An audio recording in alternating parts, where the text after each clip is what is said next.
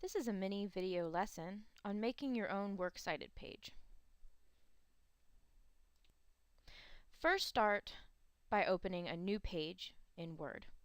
You don't want to continue on the same page that you had just finished writing your paper on, so always be sure to start on a new, fresh page.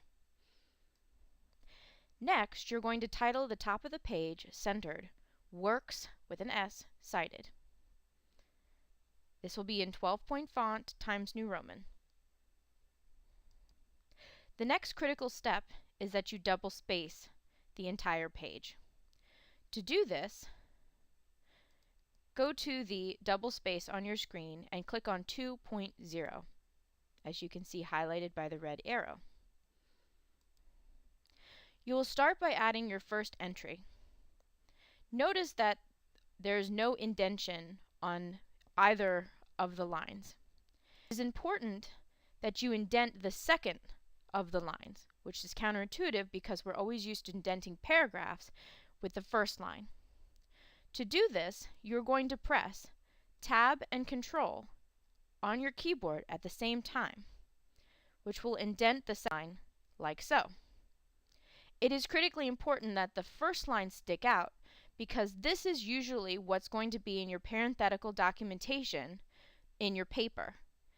When it sticks out, this will mean that your teacher can find which entry your quote has come from. Now you're going to keep going in alphabetical order. The first entry is someone's last name. Typically, many of your entries will be this way. But you may notice that the second entry is a title of an article instead of a name.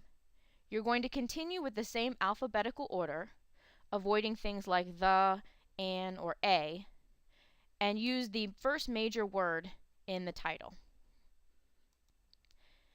Now, there are critical things to remember when you're working on a Works Cited page. Your title will always be Works Cited. This is not the time to be creative. This is the time to get the format right. So you don't need to bold or italicize or underline. Use 12-point font, Works Cited. The entire page must be double-spaced with no additional spaces in between the entries. Your entries must be alphabetical. It's hard to find if they're not.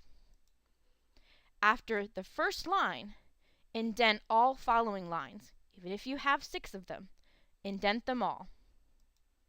And lastly, please use 1-inch margins, 12-point font, Times New Roman.